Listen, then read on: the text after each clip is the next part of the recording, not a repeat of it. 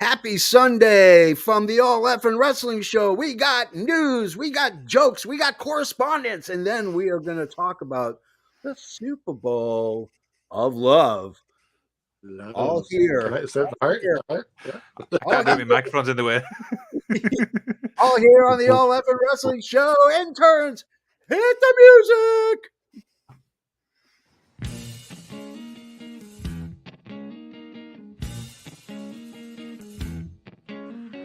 Coming to you live from the FN Worldwide Media Studios, located in parts unknown.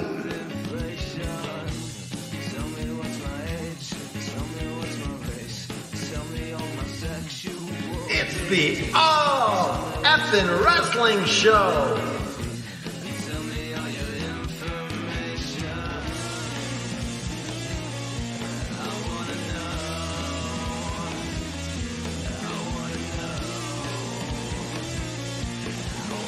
With your host,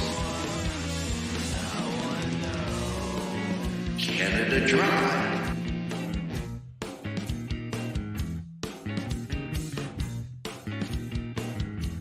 And the JFB. Tell me how it's priced. Tell me if the item is for sale. And tell me. Good morning, afternoon, if I don't see you till later, good evening.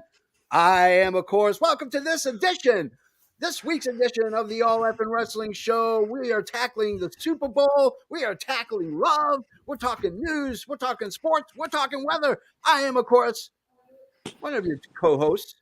I am the JFB, James from Boston. And I am, of course, sorry, I just coughed. I am, of course, the patron saint of professional wrestling. I'm that gingered up, bubbly son of a bitch. I'm the doctor of love, Canada Dry, damn it. The captain of love. We are, of course, joined. Not captain. Yeah, the admiral of love. The admiral. The five-star general, if you will. We are, of course, joined by none other than Black Dollywood. Black Dollywood, how the hell are you? I think it's so awesome that you guys invited me back. I just couldn't believe that you guys wanted me back so soon. And this is just perfect because it's Valentine's Day and the Super Bowl and all that good stuff. It's perfect. It is a perfect storm, if you will. And, of course, we are joined by our starting goaltender, live from England. He got 1,000% save percentage. He is the greatest goalie in the world. Liam from the Magician. Say hello. Good evening from the UK. Now, can I just say, I had no idea. I'm going to last the whole episode without laughing. You know what? That's completely fine.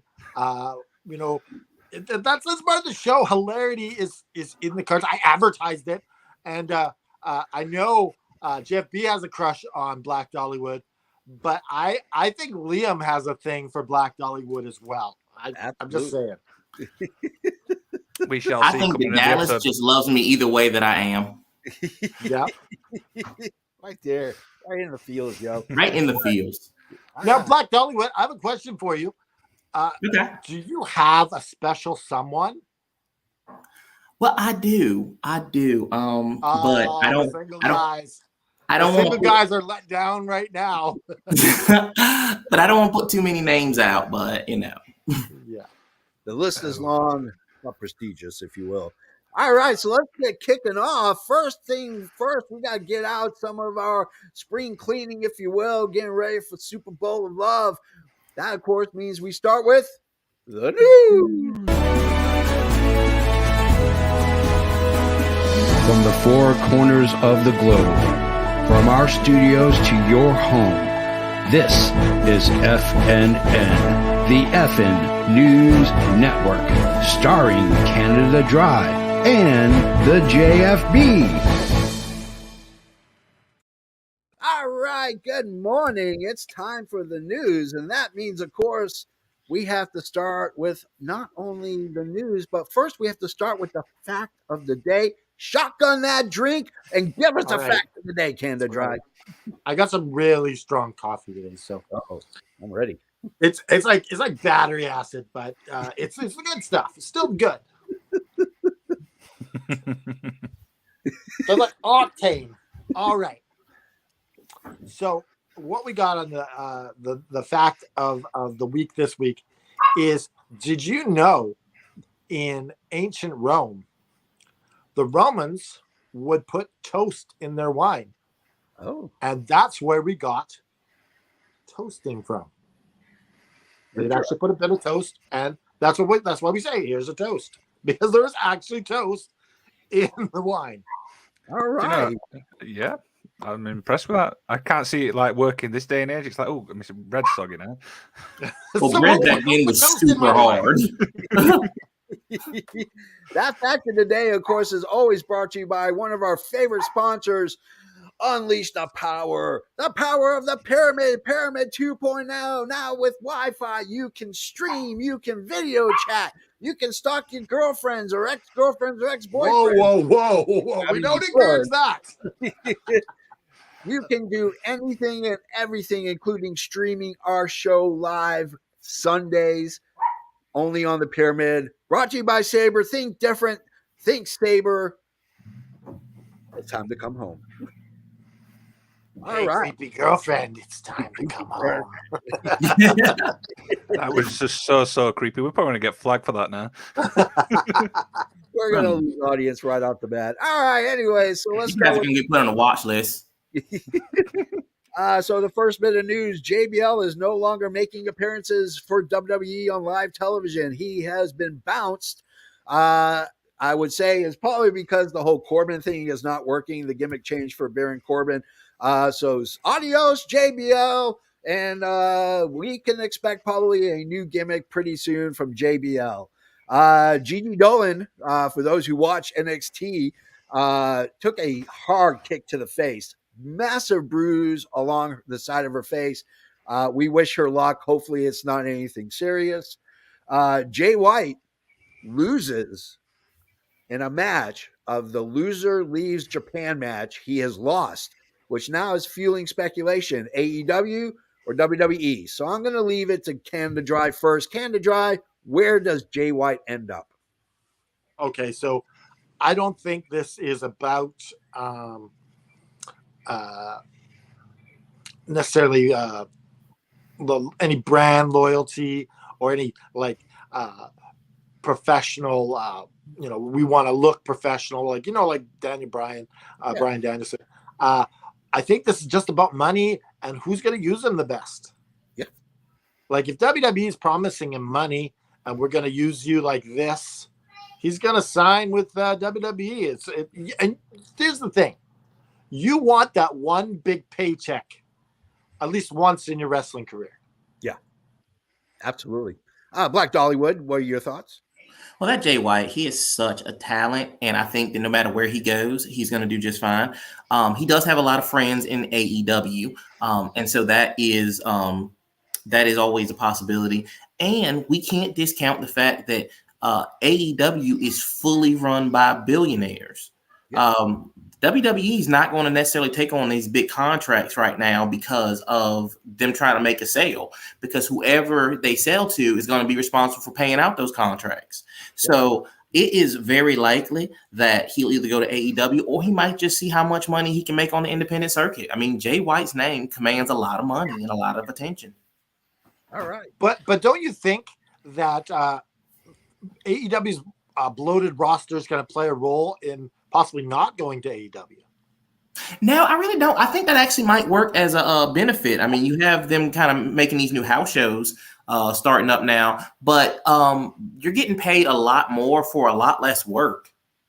So that definitely opens up your earning potential, because you can do AEW on Wednesdays and maybe Saturdays, but then you have like the rest of the week to do a lot of other stuff. And a lot of times these guys are getting paid just to make appearances. Yeah. Liam, what are your thoughts? I mean, I don't want to see him go to WWE. I don't like the idea of like a restricted Jay White because we know how good he is. I would like to see him go to AEW, but yeah, obviously you mentioned like the bloated roster, but obviously Ring of Honor's obviously coming up now. Obviously they're going to be starting weekly television, so I feel like the roster's probably going to get spread out between both shows, so we might actually get to see more of Jay White, to be honest. Okay. So our good friend Joseph Graham said that the stipulation is the loser leaves Japan. Maybe he stays with New Japan in the States. It's very possible. I mean, it would be stupid for New Japan to sit there and negate, what he's brought so far for the last couple of years. So, I got a question the timing though. I mean, you have Adam Cole who is who is about to go and wrestle again, and then you have Jay White, who's in a lot of people's minds is the guy who last put him out. Yeah. So I mean, he was in that Forbidden Door match, and so it's very possible that we may be setting up for a huge match between the two. Yeah, absolutely. So Haney says he thinks Jay White's going to WWE. I mean, it's very possible. I mean, WWE has the luxury that I think Tony Khan really doesn't have, and that is that they are flush with cash. We don't know what the deal is AEW wise in terms of financials because they're a private company, but we know how WWE is doing because they've recorded record profits over the last 4 years.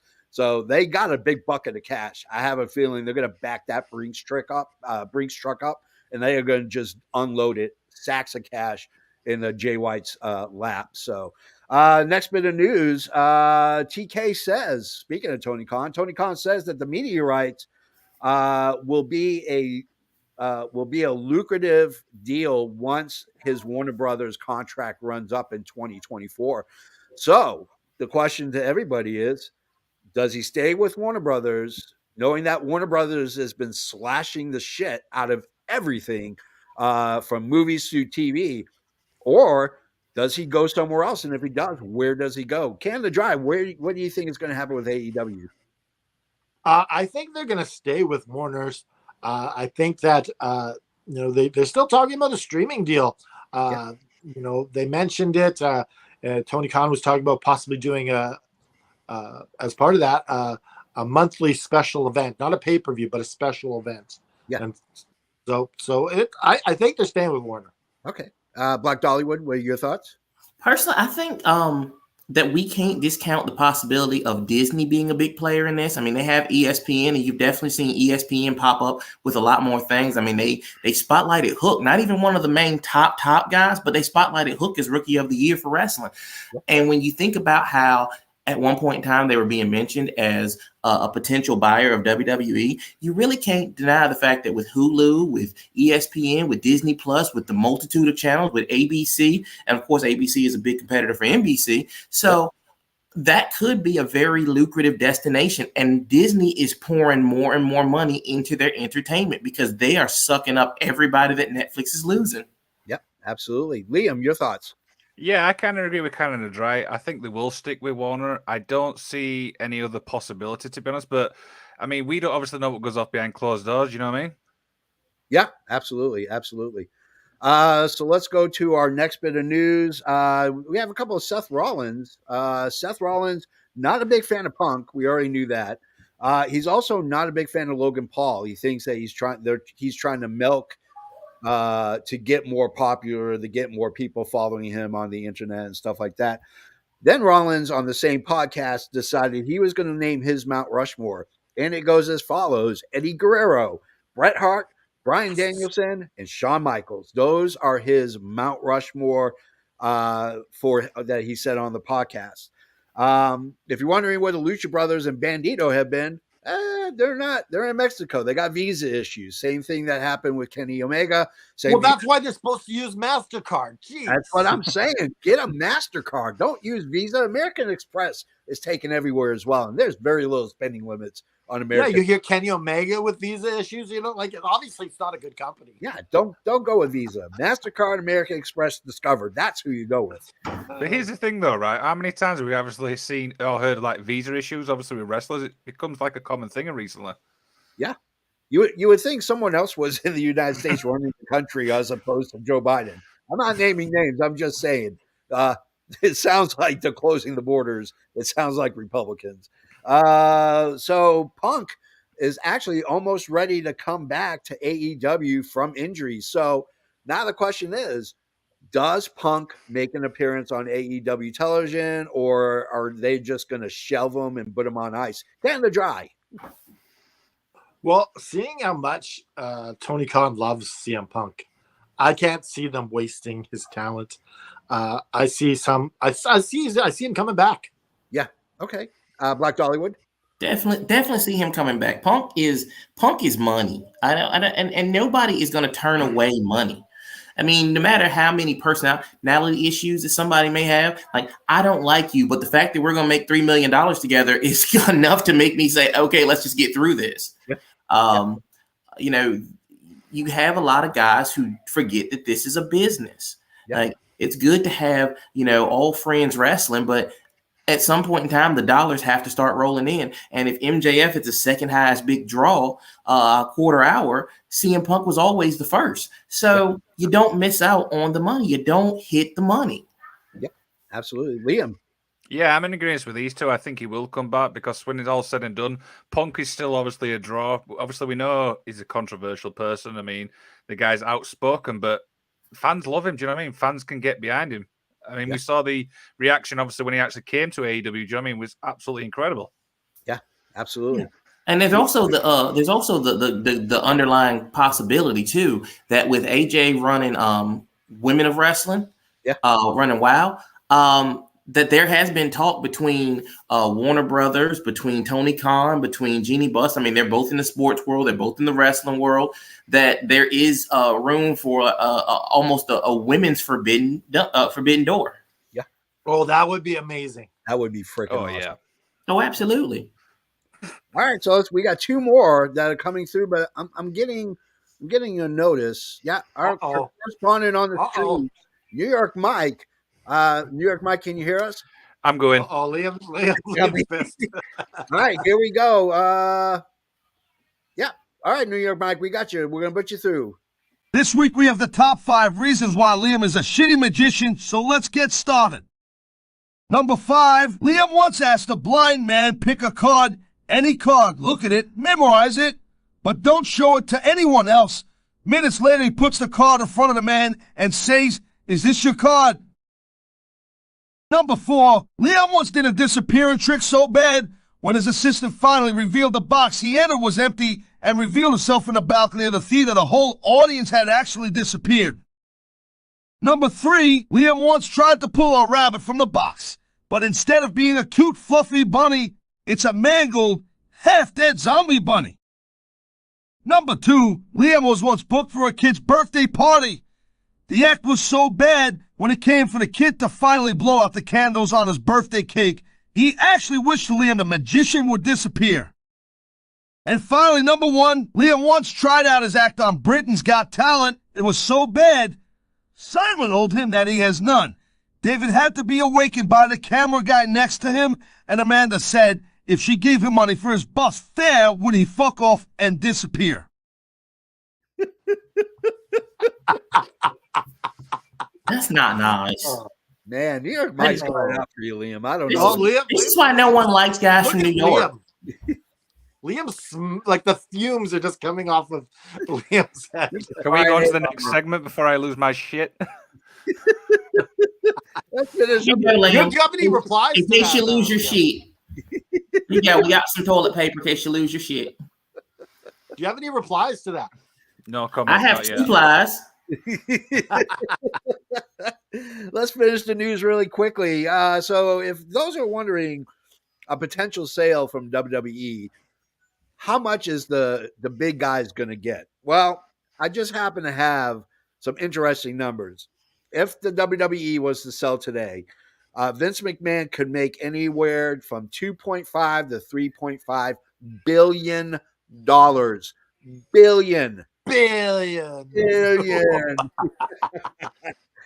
Stephanie McMahon will make $172 million. Linda McMahon would make about $50 million. Kevin Dunn, $24 million. Nick Khan, MJF's favorite Khan, $14 million. Frank Riddick, who is a member of the board, will make $11 million, and pulling up the rear, Paul Levesque, otherwise known as Triple H, $8.3 million. So there we go. And our last bit of news. Something interesting. Yeah. Linda McMahon, she's gonna make a lot of money when Vince dies. Oh, yeah. Or in an event of a divorce. Yeah, absolutely. Yeah. Yeah, the surprising thing with that is that Nick Khan is going to earn more money than Triple H in this. I'm like, what the hell is going on? It makes no sense. That whole company is so woo. It's like a circus. I know. Last bit of news: Jerry the King Lawler is actually doing a lot better after recovering from surgery due to a stroke. He's resting comfortably in a hospital in Florida. So we want to wish him all the best. We love Jerry the King Lawler. He is inspiration. He's had health issues in the past. He had a heart attack during Raw. He's had a stroke, so we're wishing him the best. And so that is our news. And now we go to our second favorite thing, the joke of the week. And it's brought to you by Rich Southwood. Rich Southwood is our jokester of the week. And here we go.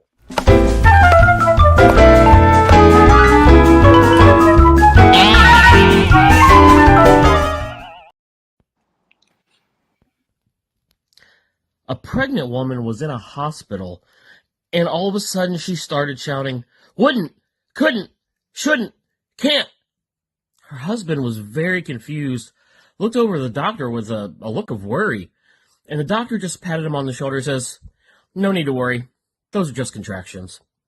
Happy Super Bowl and happy Valentine's Day, AFW. I like that one. I like that one. That was a good one. Alfred, you kill me, man. You just freeze. And of course, this joke of the week has been brought to you by Backshaves.com. Backshaves.com. You want your back shave? Go to Backshaves.com. We got price points everywhere. Backshaves.com. They are the place to go if you want to shave your back. Now that we are done with that, it was interesting. Al Taney said, "Do you think Linda is holding off for the sale before filing for divorce?" Oh, Ooh, interesting. yeah. Hell yeah. She's gonna cash out, and then she's gonna triple it when she divorces that decrepit old bag. Oh, man. All right, so and Newman Company, man. Yeah, I'm excited for the Super Bowl. My Patriots aren't in it, but that's okay. I'm rooting for the Philadelphia Eagles because I love cheesesteaks.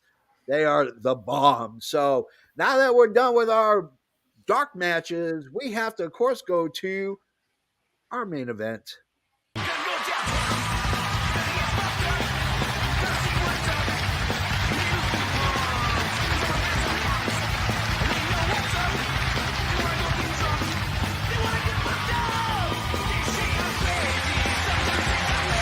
Gentlemen, this is the main event of the evening.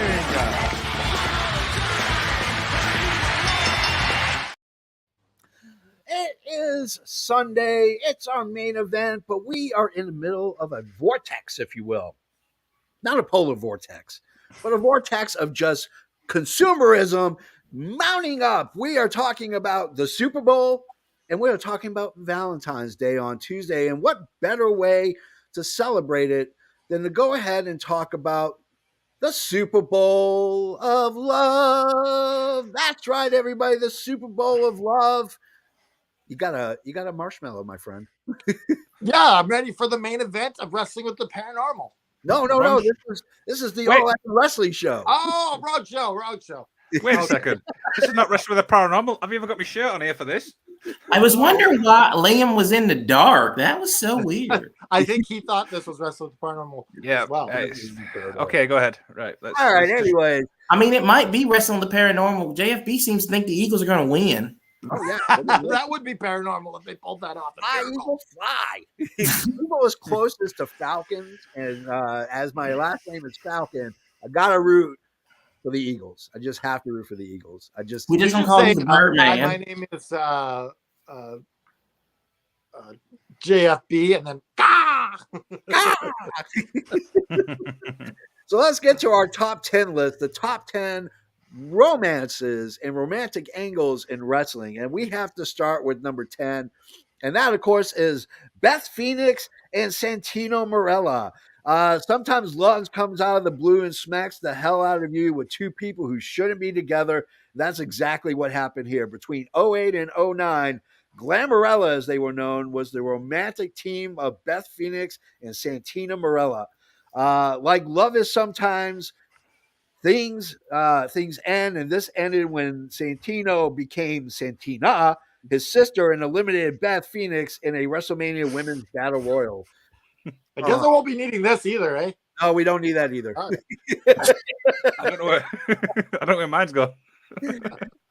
So Canada Dry, start us off with your fond memories, if you will, of this romantic tryst. Yes, this is where Santino Marella became a comedy star. Yeah. Like just playing back and forth with the Glamazon, Yeah. Beth Phoenix. Oh, it was comedy. She was pretty much like that ball busting wife or girlfriend. And I remember when they did the honky meter. Yeah. And he busted the guitar over his head, and he's like sitting there bleeding as he's like trying to like put over that he's gonna beat a honky tonk. He's just bleeding from. Oh my goodness! But yeah, they were so good together. Like they had that, like she played that so well, and so did he.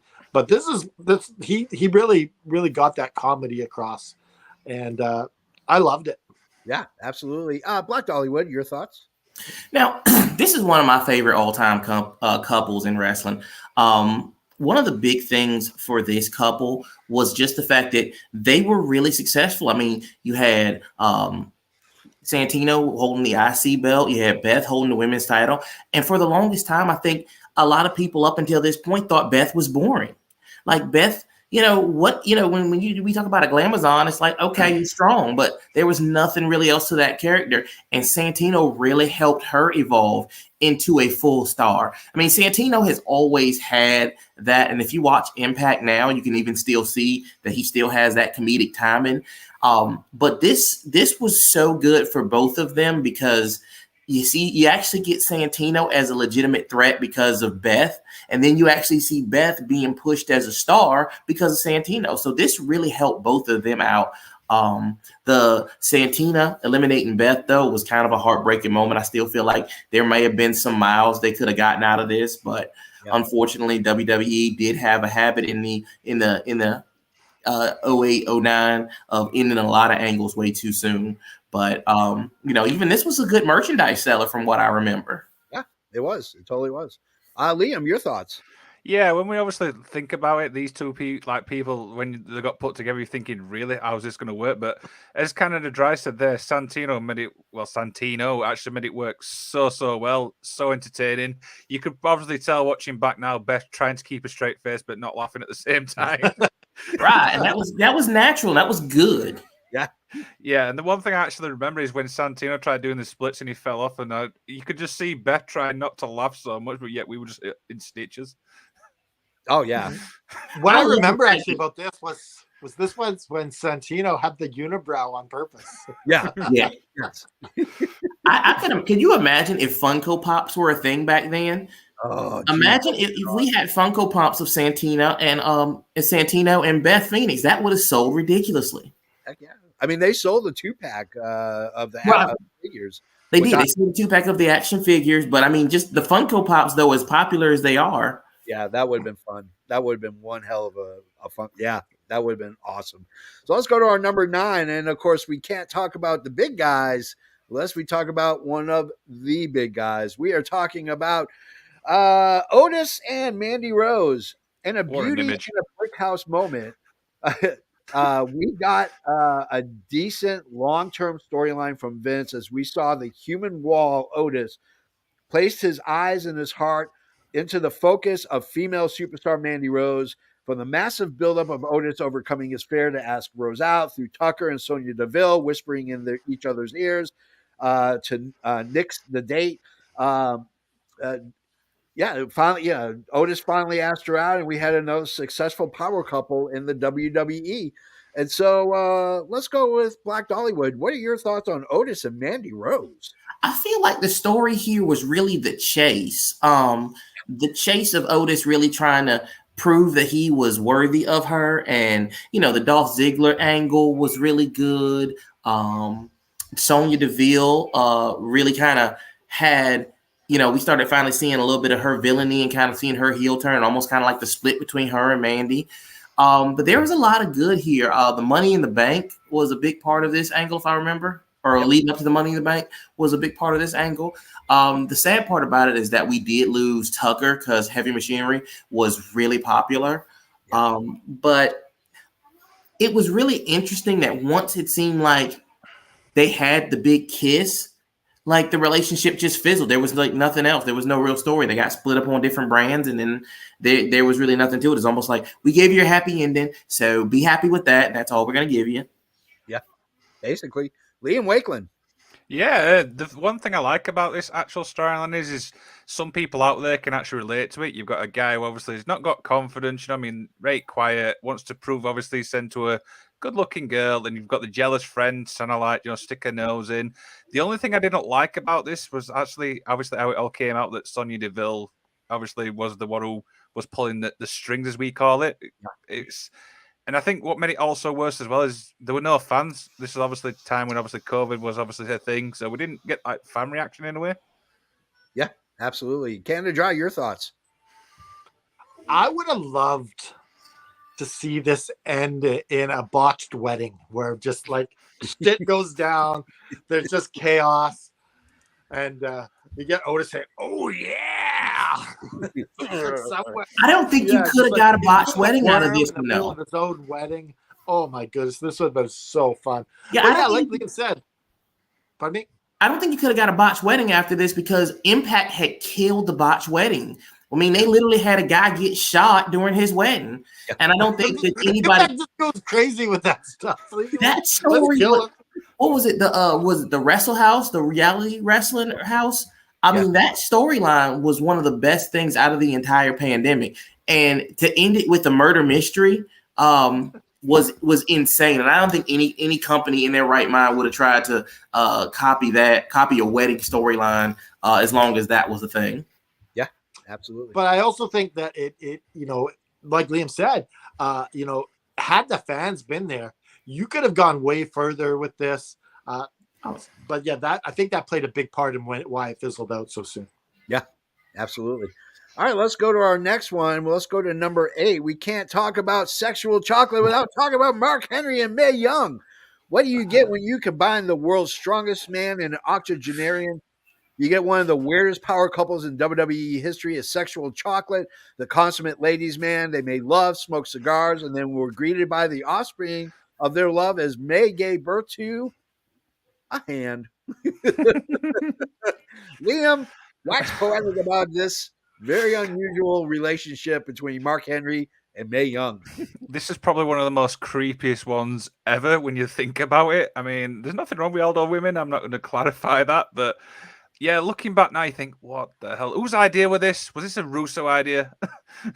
I feel like if it was Russo, but I have a feeling like Vince is like, we got to get a real relationship going. And then Vince Russo's like, bro, Mae Young and Mark Henry, bro. It's perfect. It's gold. I mean, there was obviously some entertaining moments, but when you look back at it now, it's like, this is really, really cringe. I'm just going to say that. Yeah, it's kind of... Yeah. Canada Dry, your thoughts? This was one of the funniest angles that they did in the Attitude Era. Yeah. It was just fun. You're like, what's going to happen with Mae Young and Mark Henry next? Yeah. But I'll say this. That's not Mark Henry's baby. She cheated on him with the hamburger helper guy. It's obvious. It's pure obvious. Like, that's hamburger helper's kid. Yeah, I agree. You're right. There was some extramarital affairs going on. Black Dollywood, your thoughts? First of all, I want to say that both of them really committed to this on camera. You know, and Mark Henry speaks so highly of Mae and how much he loves Mae as a person. And what we have to honestly look at, if you look at some of the old pictures, the black and whites, Mae Young was probably one of the most beautiful women to ever grace wrestling. So we can't discount that fact that just because she got older. But this entire angle was just it was magic. It's one of those things that we remember Mark Henry for. You know, it really helped to solidify the sexual chocolate angle after he was like rejected by China, and I think Nicole Bass was in that angle somewhere. Yep. There was a lot that needed to be done, and it really gave Mark Henry a lot of screen time. And of course, the running joke is that Mark Henry's son attacked Sami Zayn at WrestleMania, but it does give us, I mean, to even have something like that happen where you're talking about it almost 25 years later, I mean, that means that angle really stuck out in a lot of people's minds. Yeah, absolutely. So let's go to our number 7.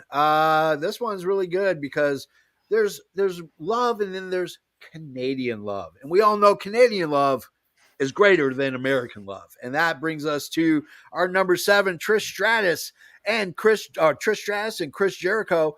There's love and then there's Canadian love. We all know Canadian love is better and sweeter than maple syrup. What started as an Eric Bischoff battle of the sexes between Trish and Lita versus Jericho and Christian ended with a Canadian power couple who for a short time through animosity became the it couple. What was born from a bet through a threesome and into a couple. Canada Dry, you're Canadian. Jericho, Trish, they're both I Canadians. need you to hit that Trish Stratus button right now. Okay, let's do it. Trish Stratus, baby. Oh. I love it. I love it. So yeah, I love this. They started this all over the flip of a toonie. Yeah. Or was it a loony? I think it was a loony. I think it was a loony, yeah. And Edge wanted to get with Lita too, but he wasn't able to pull it off. He didn't have that charisma like Jericho. But yeah, this was a fun little thing that they were doing. Like Trish Stratus and Chris Jericho. Like obviously Jericho's married, but they look good together. Yeah. In that story. And I think we all kind of secretly wanted them to hook up, but it's just like, this is cool. Oh yeah. Yeah, I thought then you got WrestleMania with the betrayal with Christian. Yep. That was like, just a little bit of heartbrokenness at the end there. Black Dollywood, your thoughts? I love the fact that this angle gave us 2 turns that a lot of people don't really remember, but at the same time, it was like one of the first it was the first real heel turn for Trish and the first real face turn for Jericho in WWE. Yep.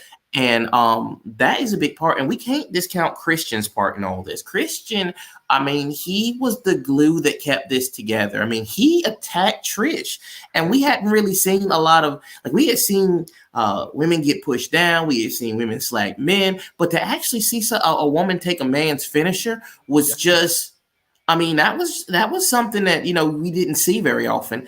And it really kind of, I think in a lot of ways, pushed the women's division, the Divas division, into a realm of more seriousness, at least for the top performers. Yeah. So this overall was good. And you're right. Canadian love is definitely something special. Heck yeah, it is. Sweeter maple syrup, baby. Liam. Oh, that's hot. You get the sticky maple syrup all over your body. What are your thoughts, Liam?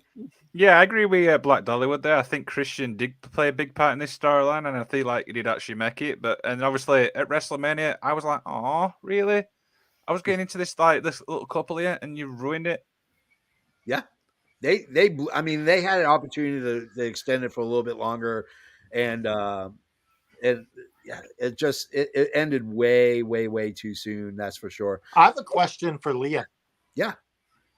So Liam, you know, if you're with a girl, maybe at a hotel, would you get the maple syrup out? When them doors are closed, anything can happen. Yeah, I like it. I always thought that British people used like marmalade or jam or something. Yeah. There's plenty of things in the fridge. Get this saucy side out. Yes, I am. All right, let's get to our number 6. We're talking about a love that is so pure and so Aw. undarkened. We are talking about Billy and Chuck. Sometimes love leads to controversy, and there wasn't a more controversial power couple than Billy Gunn and Chuck Palumbo. What started as just a normal tag team that led to one of the first kayfabe gay couple in a sport that reeks of toxic masculinity and homophobia. Even though WWE lied to Glad to get their blessing and assistance with the storyline, when the majority of your fan base is white hetero males, it reeked of controversy. Let's talk about it. Black Dollywood, your thoughts on Chuck and Billy?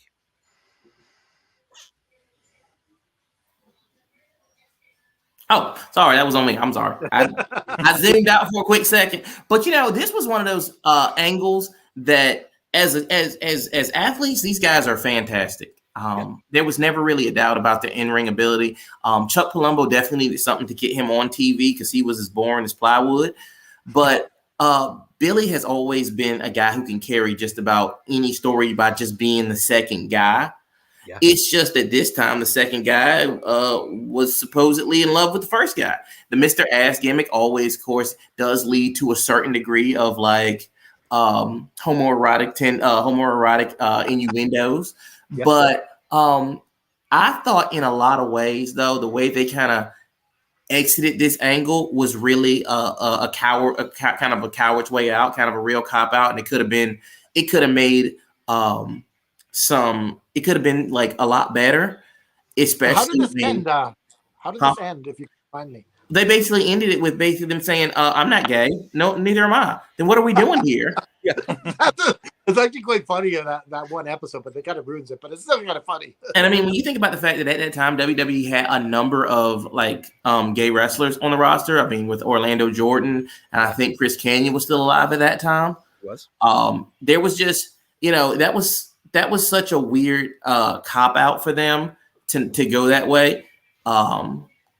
But it was definitely, I can definitely see, it's kind of like when you read comic books and, you play with the characters for a little bit but you got to get them back to their status quo so that the next person can take a shot. Like WWE did a lot of storylines like that had very, very questionable endings. As a matter of fact, a lot of these couples always had very questionable endings. I mean, you had Trish and Christian split up without really much of a word. You had Glamarella kind of going off without, and they're, like we said, we'll touch on a bunch of the other ones as we go through. Yeah, absolutely. Liam, your thoughts? Yeah, despite all the obviously controversy with this, I thought these two were super entertaining. I know that obviously there's a lot of fans out there who's going to say, "Oh, this is where they went too far," but yeah, I didn't like Chuck. Obviously, I wasn't a big fan of his in-ring style, but I mean, Billy Gunn for me literally made it work so much. Yeah, absolutely. Canada Dry, your thoughts on the picture up again? Yeah, I can put the picture up again. Look at that smile on on Billy Gunn. Yeah. Like, how can you not love that guy?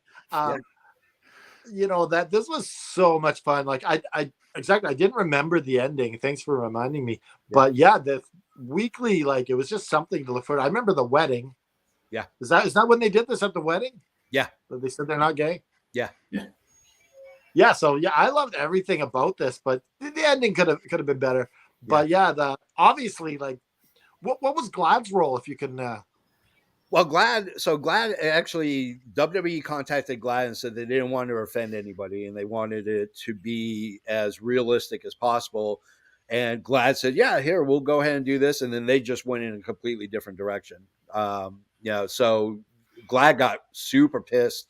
And denounced WWE, which they still to this day have not retreated from that stance.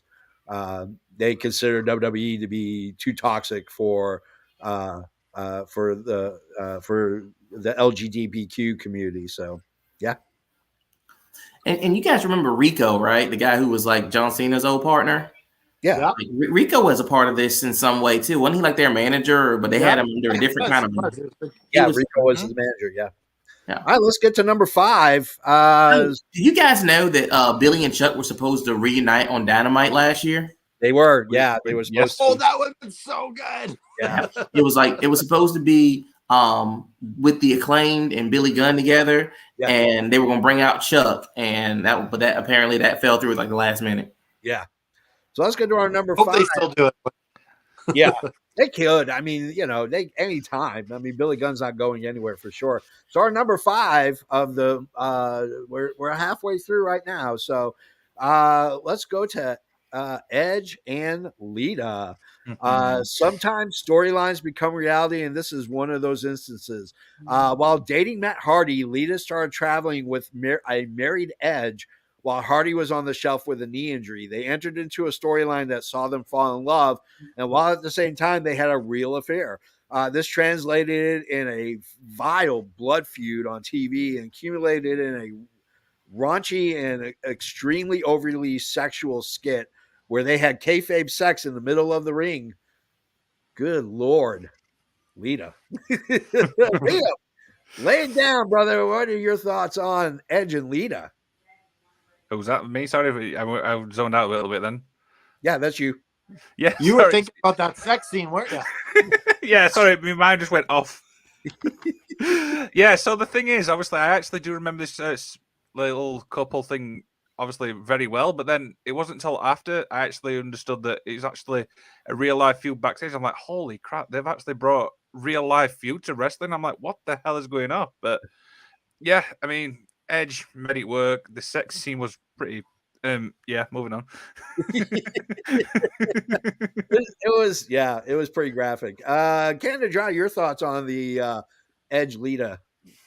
I think this was the last kind of like raunchy story they did. Yeah. It was just kind of the end of it. It was called the Rated R Superstar. He needed that something to really lay claim to that. And Yeah. it kind of like after that, they kind of they went back to slowly down the PG road. Wake up, Liam! You're alive. I'm sorry. When you mention certain scenes, I zone out. Yes, that is the last.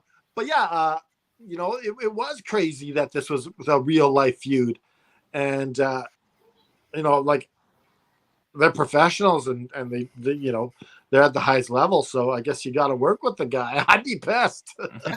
Absolutely. Oh, Black Dahlia Wood, what are your thoughts? Well, this came at such a weird time in WWE. It wasn't like Kane and Lita were a thing, and Matt Hardy was trying to get into that, and then it got Matt Hardy got on a bit of an injury, and then Edge came in, and then it was a big change for Lita as a character. I mean, she really couldn't wrestle as much anymore because of injuries. And then, she had always kind of had more of the tomboyish dress style. And even as she comes back now, you can kind of see that she still has a bit of the tomboyish dress style. But during that that role with Edge, it was like she really, that was one of the first times that I realized that Lita's actually very pretty. Yeah. And but this did a lot for Edge. I mean, it really gave him that he was, for a lot of people, he was still the tag team guy. I mean, a lot of people, he was getting a lot of like main event spots, but the live sex was one of the biggest draws, quarter-hour draws in Raw history, especially for that time. And I think it happened like right after the first Money in the Bank cash-in. Yeah. And and people hated John Cena for interrupting that. I remember how badly when he pulls up to interrupt it. Everybody was, I mean, there were people there were death threats. I remember that around that time. And people were really upset that like they didn't get to see Edge and Lita have sex on Raw. Yeah, there you go. All right, let's get to our number 4. We're going to talk about one of the greatest wrestlers of all time and one of the greatest female wrestlers of all time. We're going to talk about Eddie Guerrero and Chyna. Now, what do you do when you combine one of the greatest male wrestlers with one of the most dynamic women wrestlers? You make them an amazing power couple in wrestling. The man that personified lie, cheat, and steal basically met up with the ninth wonder of the world and had some of the best chemistry on the list. After months of wooing Chyna, Guerrero won her over and resulted in a match made in wrestling heaven. That is right. We're talking about that. So can the Dry wax poetic, if you will, about Chyna and Eddie. So, mamacita. Yeah. So the funny story is, while I was going to college, I worked at Value Village Yeah. thrift store, and there's I met a friend there, and he was a Spanish dude, and I called him Latino Heat, and so I needed help with something, so I go, Latino Heat to the front, please. Latino Heat to the front. Oh no. And even the manager, he's like, really? And I'm like, I was like, yeah. And he's like, okay. But yeah, I love this. Like, this was such a fun thing for China. Yeah. And I think it really helped her revitalize her at that point. And it was just a fun gimmick. Yeah, absolutely. Black Dollywood. I just love seeing this gimmick happen again with Eddie Guerrero's son and Rhea Ripley. Yep. Because I think we all can establish that this is Eddie Guerrero's son and not Ray's. But but it was such a good storyline because China really didn't have much of a direction at that point. But it's also a storyline that kind of ended in the weirdest way possible. Yeah. Like it's tough to really know when the right time to end the storyline was, but this one was definitely the backstage promos, the little vignettes they had at the time. Those were artistic. This was during like Paul Heyman's era of SmackDown, and you know, he was very focused on the wrestling, but letting this particular one happen, like this angle happen, was just brilliant because people loved it. Yep, absolutely. Liam, your thoughts? Yeah, the chemistry with these two was absolutely gold. I mean, this is obviously the first time I actually started watching wrestling as a fan, so this was like the first power couple I actually saw. And yeah, I mean, Eddie, I just love the actual chemistry. There's so many memories I can't even reel them off the top of my head, to be honest. Yeah, absolutely. This is probably one of my this is my second favorite of this is my second favorite of the love story triangles that they had. I loved it. I mean, it revitalized Eddie Guerrero's career as well. It was kind of going a little stagnant.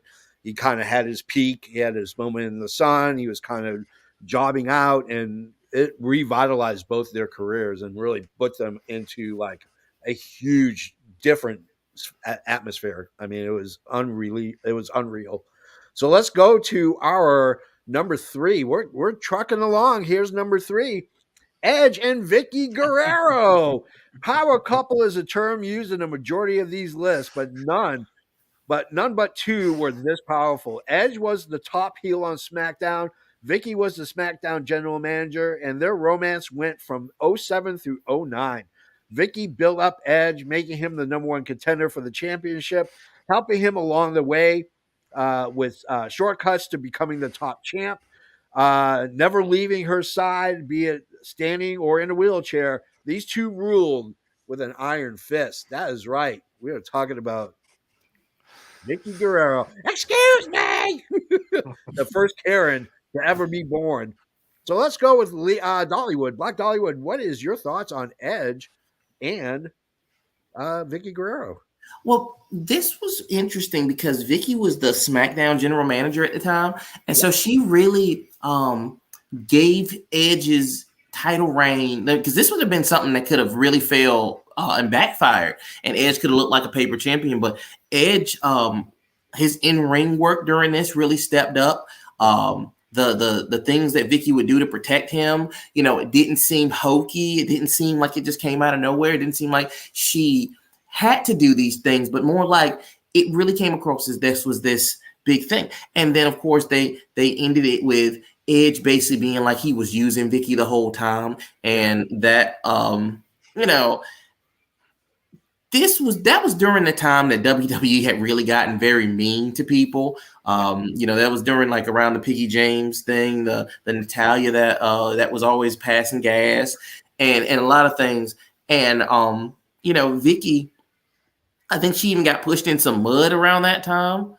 And so, you know, this was, you know, some of these things really did come across mean-spirited. I mean, don't get me wrong. I'm glad that Edge was a good guy. You know, we found out later on that Edge was actually a good guy behind the scenes.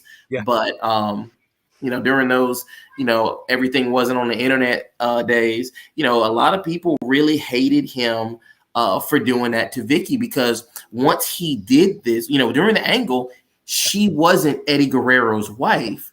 Yeah. But once he did this, it's like, how could you do this to Eddie Guerrero's wife? Yeah. So definitely a big deal with this angle. I loved it. One of my all-time favorites. And of course, Vicky just coming in and playing her role, a role that she's basically now had almost 20 years, and plays it to perfection. Yeah, absolutely. Liam, your thoughts? Yeah, so this is actually the first time I actually saw Vicky Guerrero on screen. I'm like, oh my God, who's this? I always found her voice so annoying, like a scream. I was really mad it. But yes, obviously she was in charge of the GM. She pretty much like stacked the deck. So obviously Edge could be the quote unquote heel. But no, it was super entertaining. The way it obviously ended, I will be honest, I really actually enjoyed it. I'm not going to lie. But as Black Dollywood said, is it disrespectful? It depends who you ask. Yeah, absolutely. Canada Dry, your thoughts on the Vicky Guerrero and I thought it was everyone kind of knew right from the get-go that Edge is using her. Yeah. And it was just like it was mean from the start. Yeah. And it just played that kind of mean-spirited sort of thing. But it was entertaining, it was enthralling that, like, when is Vicky gonna wake up that Edge is just using her? Yeah. And it was just one of those things that it was very, very entertaining. Yeah.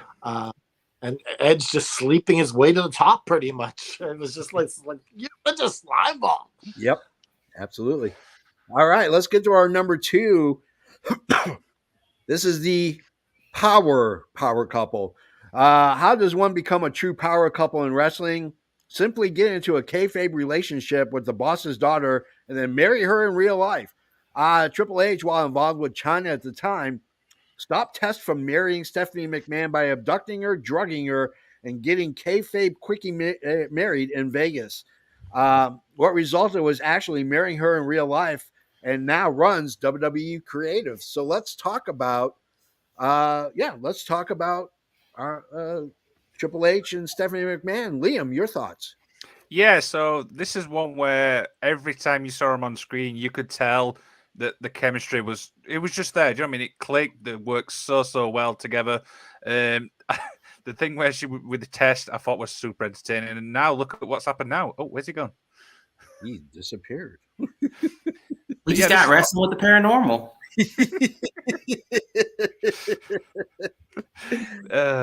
Dear. But yeah, obviously this is probably one of the best power couples. It's probably my number one because I remember so many, things they did. Obviously the authority thing, the way back, and obviously now they're obviously an actual couple in real life.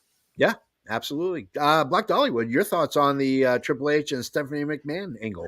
Best angle ever. The McMahon Helmsley era is still one of the best moments of. It's not the Attitude Era, and it really seems to be like that bridge the gap between the Attitude Era and the Ruthless Aggression. But the fact that this is real makes it even better. The fact that so many superstars got pushed during this time was amazing. The person, of course, that loses out the most of is Test, but because I don't think his career ever fully recovered from this. Not even close. And even when he came back and he was dating Kelly, it was kind of like, not quite. Yeah. But a lot of good things happened. Triple H once again held the title for about almost a 3-year period during this. You had so much going on. I mean, it was a little sad to see kind of the end of D-Generation X because of it, but its multiple comebacks have definitely kind of filled that void. And you just got a lot of good storyline out of this. And a lot of groups, a lot of other wrestling promotions have tried to imitate this in some way. Yeah, absolutely. Canada Dry, your thoughts on the power couple of WWE? Yeah, this like Triple H he rode that one all the way to the top. I was sleeping your way to the top. Oh my goodness. He doesn't sleep his way to the top. He sleeps his way at the top. Like he just went. He didn't work his way up. No, he just like, I'm going for the top, babe. Yeah. It's like You know, they did this perfectly. Of the, you know, that he's going to get $10 million now. So, what can you say? It's the Jay-Z and Beyonce of wrestling. Yeah, absolutely. So let's get to our number one, because I think despite what Alex Haney says, and I'll post his Uncle Elmer and Joyce better be number one, or I am outraged. Buddy was involved with that one. As much as I wanted to put that on there, it didn't make sense, because really the number one is going to be this. Oh, yeah, Macho Man and Miss Elizabeth. If you grew up in the 80s at the height of the golden era, then there is no surprise that this is number one.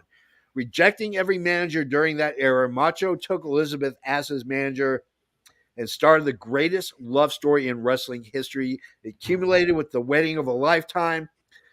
To me, one that ranked higher than the royal wedding of Di and Charles, and that is Macho Man and Miss Elizabeth. Oh yeah, cream of the crop. Ken the Dry, I know you, me and you, we love that era of wrestling.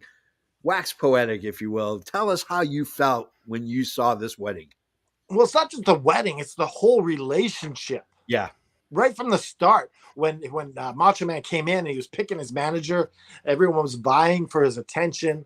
Yep. But he goes the other way and brings in his real life girlfriend, Yeah. Miss Elizabeth, Yeah. and every male watching the show is like instantly drawn to Miss Elizabeth.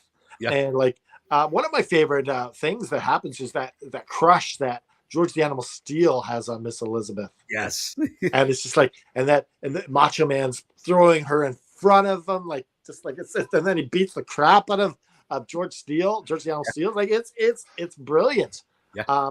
And all leading up to that marriage, and it was just, it was so beautiful. It was awesome. We're just like, finally, it's about time. Yeah. It was awesome. Yeah, to me, just when he was like, Elizabeth, will you marry me? Oh yeah. I was He like, repeated himself like 4 times. Elizabeth. Black Dollywood, lay it on us, man. What do you think about I'm it? not a man. I'm sorry, dear lady. This is one of my all-time favorites. I remember watching Macho Man and Elizabeth. I remember the Mega Powers, how the Mega Powers split up. You know, you never knew how much backstage drama there was back then, especially with Hogan. But I mean, Macho Man, just him getting rid of Elizabeth, going with Sherry, going into the match with the Ultimate Warrior, and him losing the career match, and then Sherry kicking him and Elizabeth showing up out of the front row, and them getting back together to the SummerSlam, which had the match made in heaven and a match made in hell.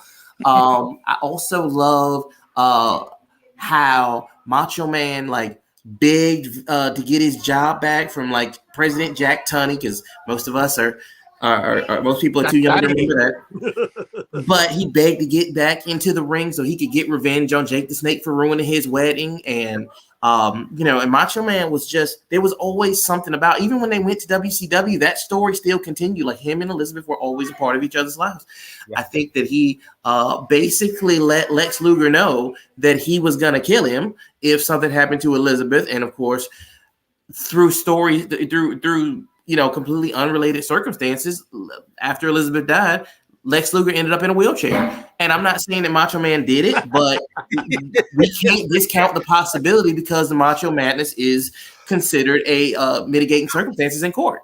Yeah. But I loved Elizabeth. She was regal. She was she was exquisite. She was stunning. She was different than the bleach blondes of the 80s. Yeah. And especially of the 90s. And she always held a place of just respect and admiration in so many wrestlers' hearts and so many wrestling fans. Yeah. I mean, if you were a wrestling fan in the 80s and the 90s, everybody, every pure-blooded male had a crush on Miss Elizabeth. I mean, I had one. I had a poster of her, you know, and everybody had it. Liam, tell us what your thoughts are on Macho and Elizabeth. Well, so at the time, I wasn't obviously watching wrestling around this time, so obviously it's more like history type thing for me. But every time you saw a Macho Man, you always had Miss Elizabeth at the side. She had the look, and one of my biggest actual feuds was obviously with Ric Flair, when he obviously verbally attacked obviously Macho. With saying it was why before yours, and that probably is probably one of my biggest moments. But yeah, I can see why these are number one. Yeah, absolutely. Guys, that's our show.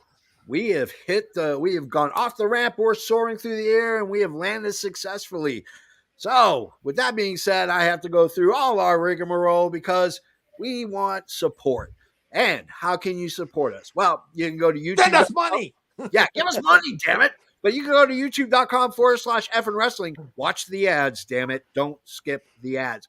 But all our social media links are there. But there's one link that's not on there that you can only get on our amazing website, effingwrestling.com. Scroll all the way down.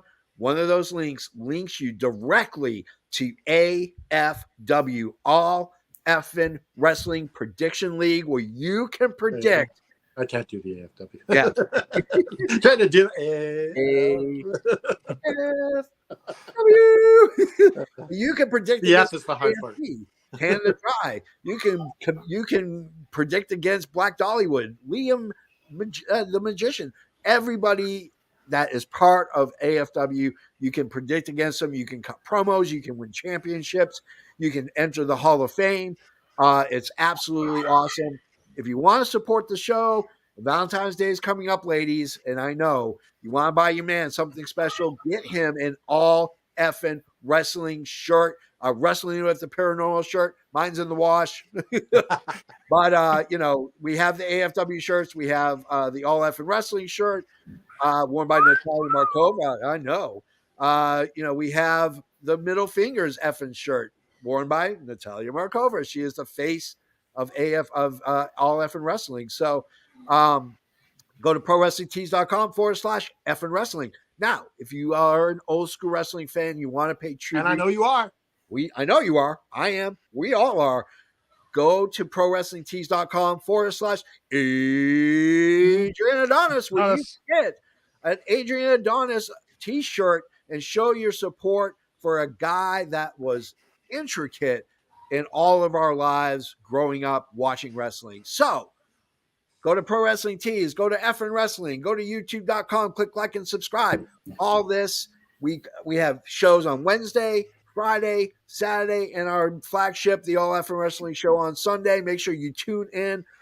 On behalf of the Magician, on behalf of Black Dollywood, on behalf of Canada Dry, I am the JFB. And remember to just keep fighting. Ding, ding, ding. Hit it.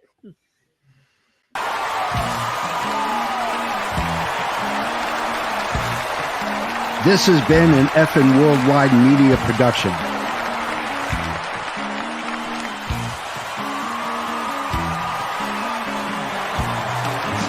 You can find us on all social media platforms like Facebook, Twitter, and others. Head over to our YouTube channel at youtube.com/effin wrestling. And while you're there, click like and subscribe. Want some swag?